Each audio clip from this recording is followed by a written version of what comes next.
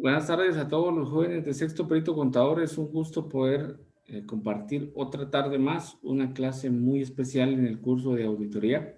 Hoy vamos a trabajar eh, con la NIA 315. ¿Alguien sabe cómo se llama esta norma? Ya tienen por ahí la guía. Vamos a ver quién quiere participar.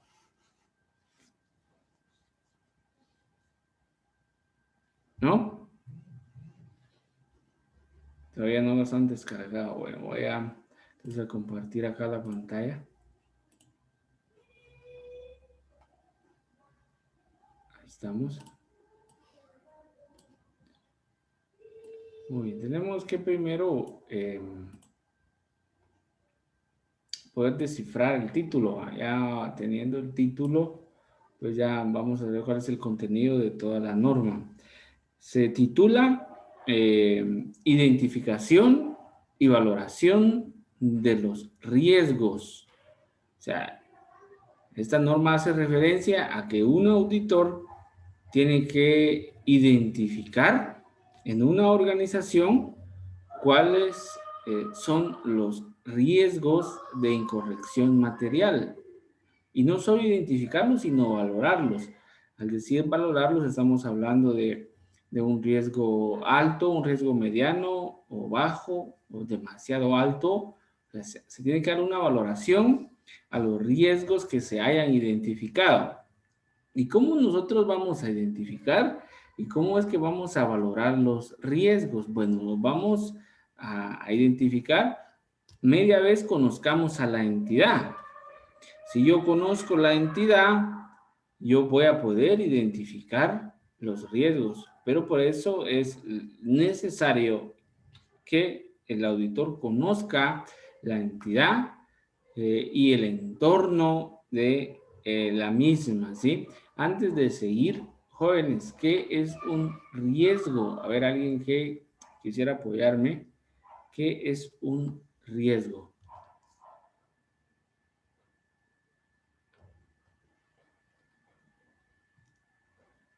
¿Voluntarios?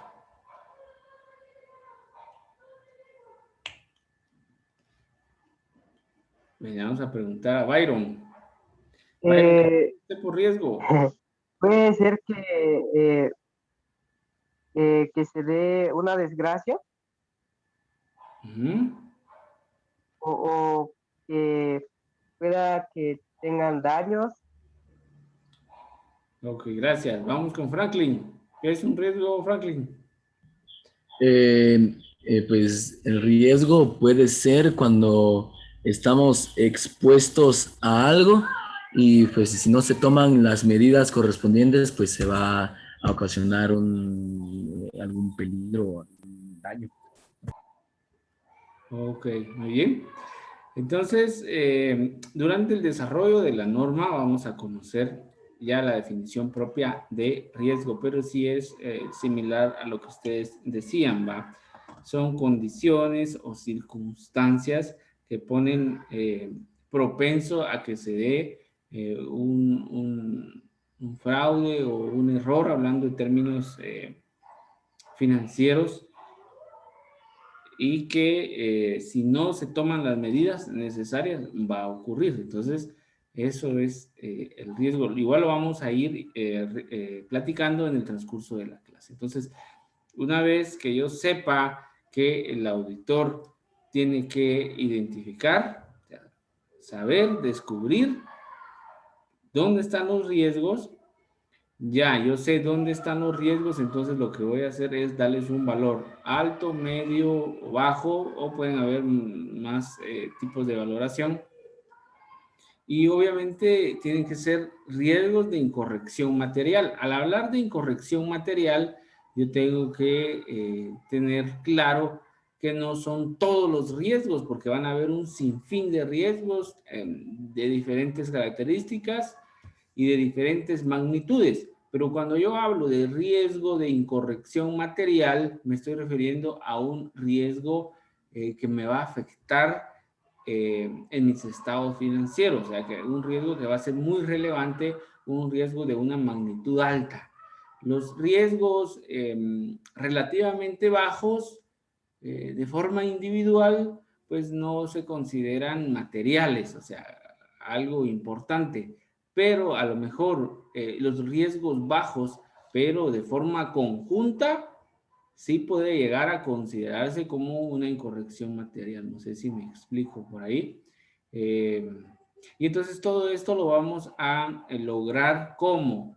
Pues ir a la entidad, conocer la entidad, verificar sus operaciones, verificar a qué se dedica, cuál es su mercado, quién son sus inversionistas, y en fin, todo eso lo vamos a platicar ahorita en el transcurso de la norma, y espero pues que me pongan atención porque está bastante bonita este contenido para esta tarde.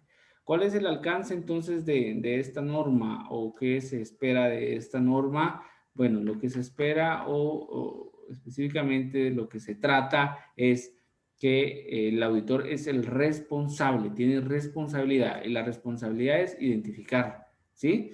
Identificar esos riesgos materiales, ya platicamos que materiales son de magnitudes grandes, ¿sí? Que afectan de manera negativa la información financiera que se tuvo, que se presentó, información financiera histórica, y que obviamente van a dar como resultado estados financieros incorrectos, ¿ya? Y entonces es esa la responsabilidad directa del auditor, mediante el conocimiento de toda la entidad y todo lo que la rodea, pero también muy importante que se debe de estudiar y de conocer el control interno de la entidad. Si no mal recuerdo, en días anteriores hemos platicado el control interno. Le voy a preguntar a Ludwig López. Ludwig López, recuérdenos qué es el control interno.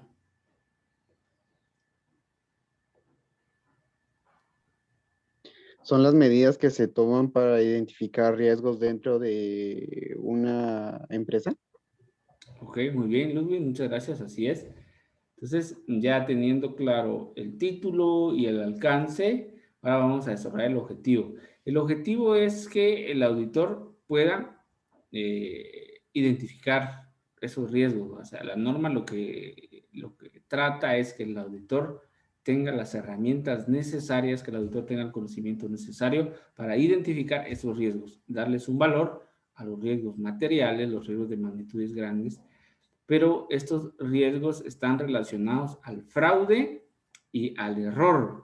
Sabemos que un fraude es un hecho pensado que lo realizaron una o varias personas que trataron de engañar a las personas o a los usuarios de los estados financieros, y un error es un acto propiamente involuntario, que hubo algún tipo de errores, ¿sí?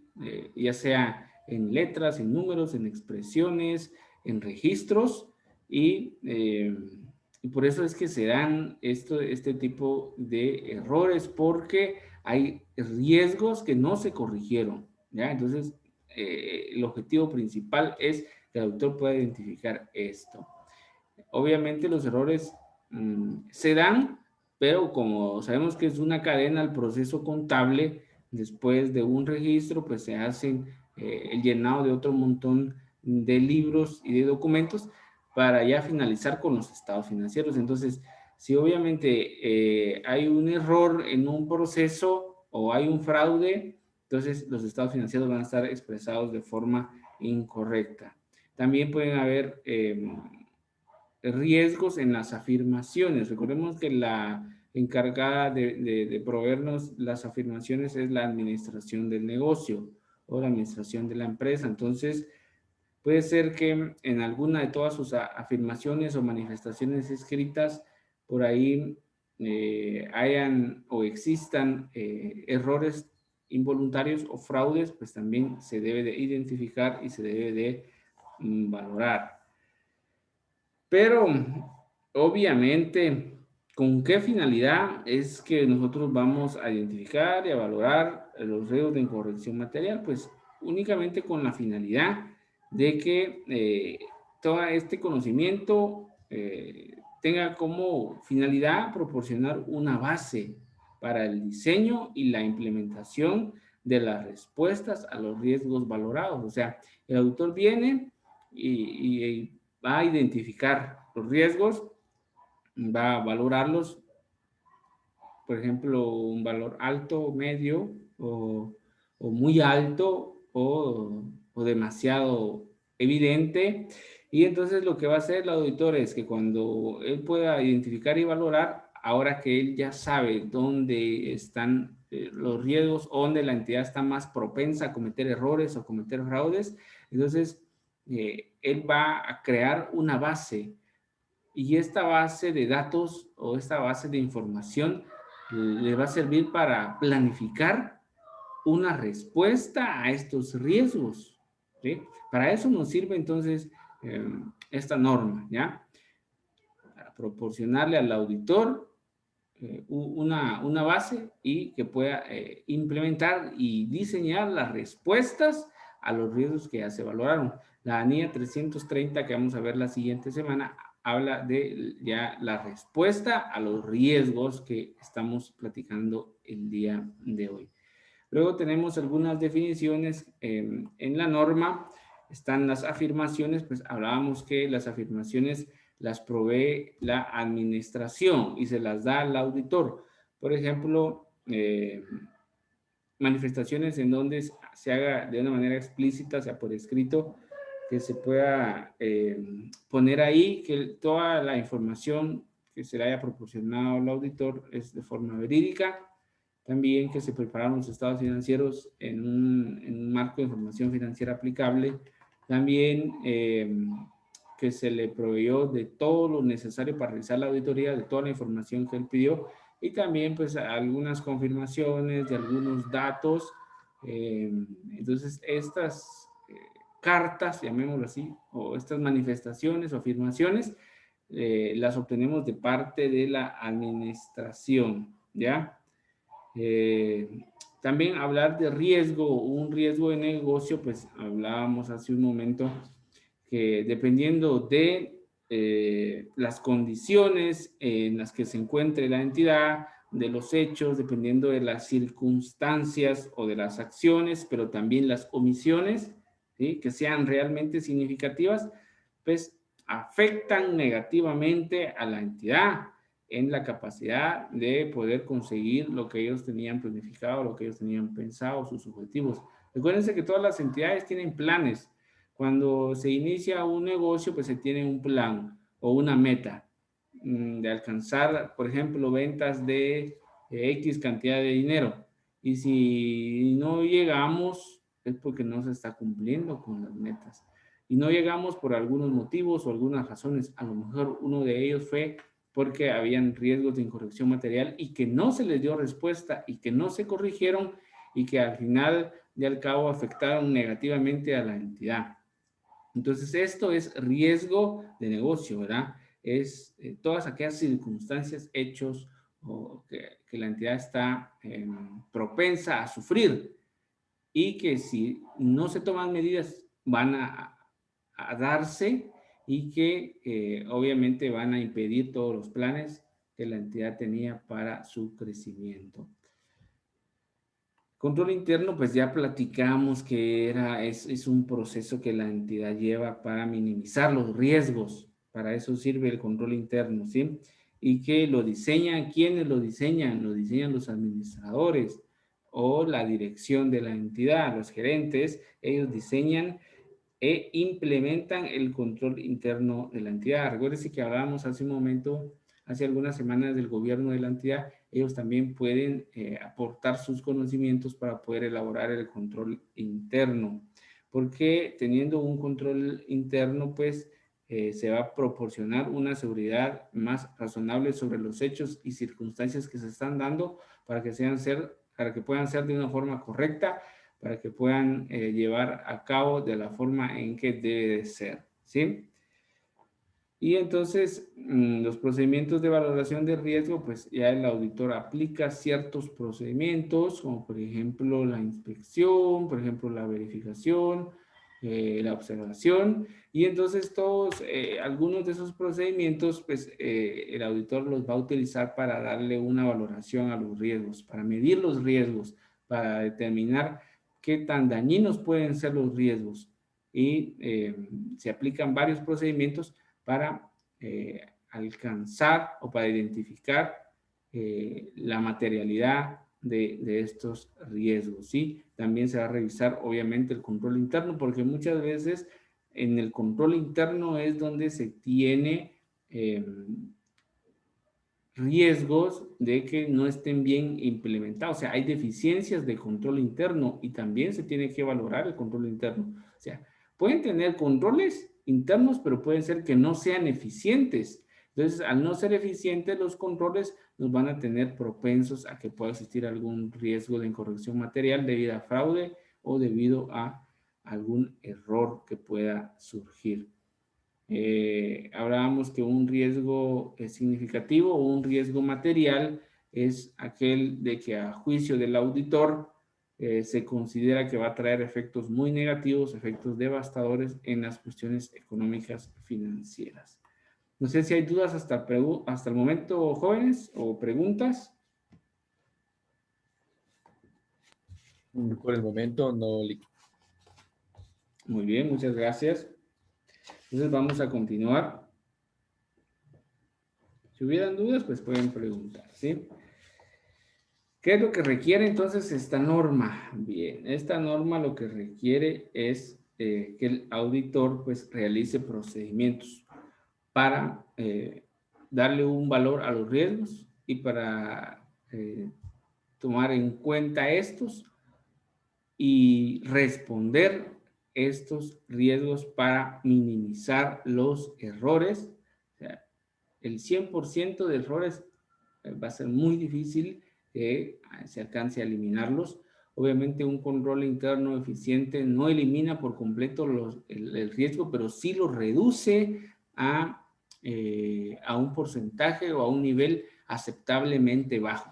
Nunca se va a alcanzar una perfección en una auditoría, sino lo que se va a pretender es que los riesgos de incorrección material sean lo más bajo posible, ¿sí? Eso es lo que se pretende. Y entonces se aplican procedimientos de valoración del riesgo. Algunos de los procedimientos pueden ser indagaciones y este es un procedimiento bastante peculiar, bastante importante que se lleva siempre a cabo. Cuando un auditor quiere empezar a realizar su trabajo, obviamente ya cumplimos con la NIA 200, con la NIA 210 que platicamos anteriormente. Entonces ya se hizo la negociación entre los responsables del gobierno de la entidad y el auditor, se pusieron de acuerdo, conciliaron precios, salario, tiempo y todos los demás recursos necesarios, y ahora pues se va a iniciar ya el proceso de la auditoría.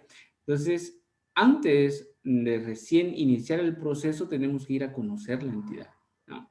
No voy a aceptar yo el trabajo de auditoría y voy a decir, bueno, empiezo mañana y empezamos a hacer la auditoría. Imagínense que se trate de una entidad, póngale por ejemplo, de un laboratorio clínico. O sea, yo qué experiencia y qué conocimiento tengo de estas empresas o de esas entidades. O sea, a veces hay maquinarias que yo no conozco, a veces hay procesos que yo no los sé en cuanto al desarrollo y la utilización de esa maquinaria.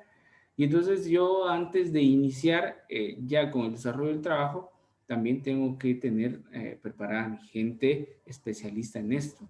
El auditor no lo sabe todo. Por eso es que se debe de valer de personas especialistas, cada una en su rama, o sea, un experto de la auditoría, alguien que su conocimiento y que su experiencia sea diferente a la contabilidad y a la auditoría, ¿sí? Se le denomina un experto de la auditoría, o sea, un experto que nos va a ayudar en el desarrollo de la auditoría. Entonces, primero yo tengo que formar mi equipo de trabajo. Al tener integrado mi equipo de trabajo, pues yo ya sé quiénes voy a necesitar, un químico biólogo para que me oriente de cómo está el proceso en un laboratorio clínico, por ejemplo, o si estoy hablando de una empresa productora de un producto o de semillas o de algo así, tengo que llevar a un ingeniero agrónomo o un ingeniero ambiental, o personas especializadas en la rama a la que yo voy a investigar, porque el auditor desconoce estas cuestiones específicas. Entonces, antes de ya la realización plena del trabajo, tenemos que ir a la entidad. Entonces, llevar a alguien que nos acompañe, que sea experto en el tema, que nos diga, miren, los procesos son de esta manera, son de esta. Entonces, ustedes pueden indagar de esta manera. Entonces, ya nos dan como los tips, más o menos, de cómo indagar ante la dirección de los procesos que ellos tienen. Por ejemplo, por ahí se pueden cometer errores al creérselas que uno se las sabe todas, y no es así. Debemos de contratar siempre personal que está capacitado para las áreas específicas. Entonces tenemos que ir a indagar, ir a preguntar, ir a averiguar, ir a investigar, ir a observar, ¿sí? ¿Cómo es que la entidad funciona en sus operaciones? ¿Ya? También que al juicio del auditor necesite más información que pueda facilitar o que se pueda hacer más fácil la identificación de los riesgos, pues vamos a solicitar toda esa información a la entidad. Vamos a aplicar procedimientos analíticos. Obviamente, pues la observación es un punto bastante importante. Ir a la entidad y poder visualizar, poder ver cómo es que hacen los procesos, ¿ya? Independientemente de qué tipo de entidad sea, de manufactura o de comercializadora o de fábricas o cualquier tipo de empresas que seamos contratadas o de servicios o cualquier otra distinta, porque hay varias. Entonces tenemos que ir a observar, ¿no? Cómo es que se hacen los procesos, ir a inspeccionar, ir a formarnos una idea de la entidad, ir a empaparnos de su contenido, ir hasta y saber a qué se dedica la entidad y cómo lo hace y cuáles son los procesos que llevan, y si realmente ahí vamos a determinar nosotros, bueno, si están cumpliendo con sus políticas, con sus normas, con el marco de información financiera, y por ahí nos podemos ir formando ya una idea de cómo es que nos vamos a ir a encontrar la entidad. Si nosotros en el desarrollo de estos procedimientos vemos que la entidad realmente le hace falta mucho o tiene riesgos demasiado altos, sabemos que vamos a necesitar más personal, que vamos a necesitar aplicar más procedimientos, que vamos a necesitar obtener más evidencia, porque los riesgos son demasiado altos. Y si por el contrario nosotros nos encontramos con una entidad ordenada, con una entidad que está cumpliendo con sus procesos, que cumple con sus políticas, que cumple con sus normas, que cumple con la ley, pues entonces nosotros vamos a identificar que los riesgos son sumamente bajos, ¿sí? Y para eso sirve esta norma o esa es su función de la norma, que el auditor pueda identificar y valorar los riesgos de incorrección material debido a fraude o a error. Entonces, ¿qué es lo que tenemos que hacer? Bueno, conocer la entidad y su entorno. Obviamente también evaluar el control interno. Debemos de investigar o debemos de obtener el conocimiento acerca de los factores relevantes de la entidad, tanto sectoriales como normativos. Si pertenece a un sector en común, qué tipo de sector pertenece y qué leyes están, ellos tienen que aplicar. Alguna legislación tributaria, legislación comercial, legislación bancaria, o legislación hasta civil, y también por ahí pues podemos pedir ayuda a un profesional del derecho que nos pueda orientar en esa situación. Entonces tenemos que ir a conocer todo lo relevante a esa entidad. También tenemos que conocer en particular cuáles son las operaciones de la entidad. La entidad se dedica por ejemplo, a vender algunos productos, pues tenemos que saber en dónde compra, a cómo valora los costos, cuánto es el porcentaje de ganancia por producto, cuáles son sus costos de ventas, cuáles son sus gastos, o sea, ir a analizar todo ese tipo de operaciones a los que la entidad se dedica. También saber cómo está organizada la entidad, cómo está el gobierno de la entidad, quiénes son los socios principales, los que toman las decisiones, los que tienen más participación, o quiénes son los gerentes, los administradores, el tesorero y todos los demás que tengan parte en la toma de decisiones de la entidad. También investigar quiénes son los que están financiando a esta entidad, porque muchas veces nos encontramos con cuestiones legales no permitidas, que hay personas involucradas con ciertos crímenes o involucradas en ciertas cuestiones que no son legales, que están financiando a la entidad. Entonces, por ahí nos podríamos meter en serios problemas. Por eso es importante verificar quiénes son los que están invirtiendo en la entidad.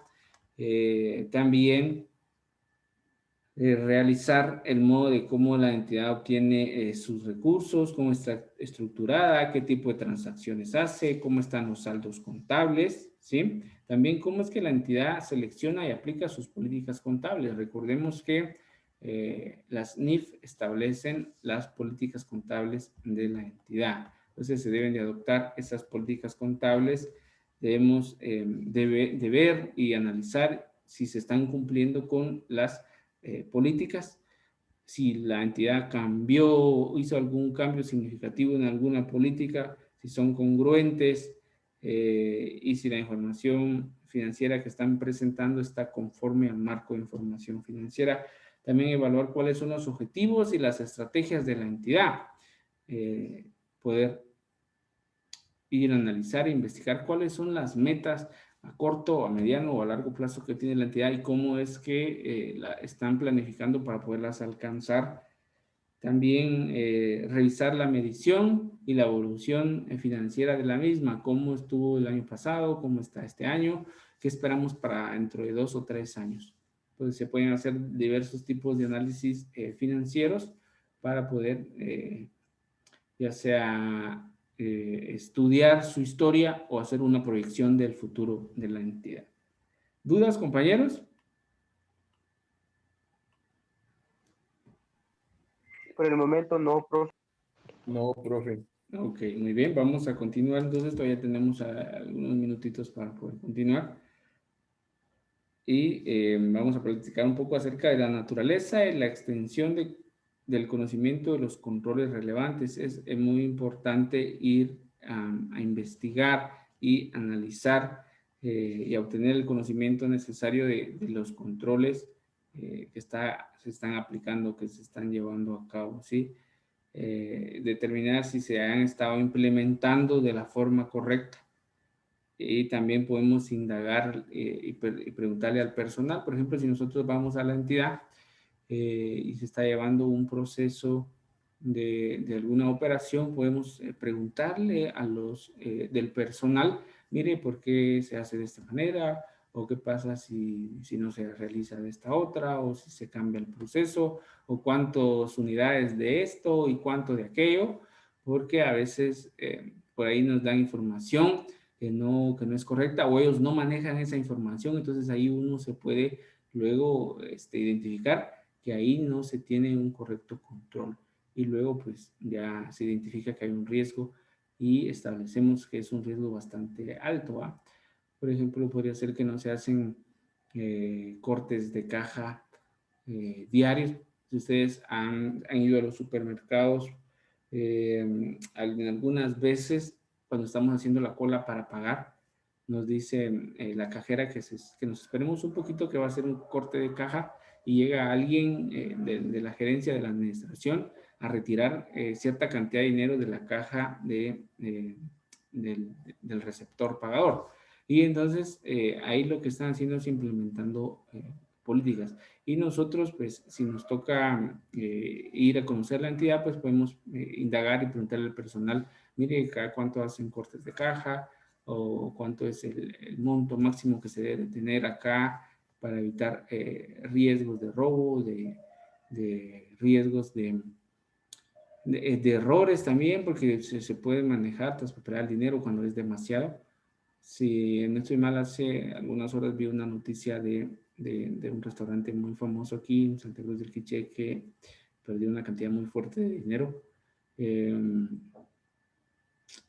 a lo mejor no tenían por ahí los guardias suficientes, o también habían políticas que no se estaban cumpliendo, como por ejemplo llamar al camión de valores que pasara al final del día a recoger el dinero, o ir a depositarlo también al banco, porque manejar cantidades demasiado de dinero es algo riesgoso. Y miren, ahí se cumplió el riesgo, ¿no? Porque no se tomaron las medidas suficientes y pues se perdió una gran cantidad de dinero. Entonces tenemos que tomar en cuenta todas estas medidas necesarias, implementarlas y poderlas llevar a cabo, y que también exista una supervisión de alguien, que exista un proceso y que exista la implementación adecuada para minimizar los riesgos. Lo que queremos es reducir todos los riesgos y dar una respuesta a ellos. También tenemos que evaluar el proceso de la valoración del riesgo. El auditor debe de identificar los riesgos relevantes, número 1, y también estimarlos, cuán significativos van a ser, y qué probabilidad hay de que ocurran. Imagínense, teniendo el mismo ejemplo, ¿qué probabilidades habían que ocurriera un robo? Ellos tenían que haber evaluado esas probabilidades. Entonces, si las probabilidades eran altas, obviamente no tenía que manejarse esa cantidad de dinero ahí. Y si sí la iban a manejar, hubieran tenido varios guardias de seguridad, o alguna caja de seguridad bastante fuerte, o implementar sistemas de circuitos o qué sé yo, algún tipo de seguridad especial para manejar esa cantidad de dinero. Pero por eso hay que evaluar todo esto, ¿sí? Evaluar los riesgos, evaluar qué tan significativos son y evaluar qué probabilidades hay de que esto ocurra, ¿sí? Y luego, pues ya tomar las decisiones correspondientes para poder responder a los dichos o a los riesgos que tenemos, ¿no? Alguna de las respuestas podría ser ir a hacer 2 o 3 depósitos diarios para no llevar a tener tanta cantidad de efectivo, o contratar un servicio especial de seguridad, o que el camión de valores pase 1 o 2 veces al día, o qué sé yo, ¿no? Cualquier otro tipo de medidas para poder proteger y resguardar nuestros activos. Jóvenes, el tiempo lamentablemente se nos terminó. Espero que sigan leyendo la norma, está bastante interesante, bastante bonita. Si hubieran dudas o preguntas, pues estoy para ayudarlos. Que tengan una excelente tarde, jóvenes. Cuídense mucho.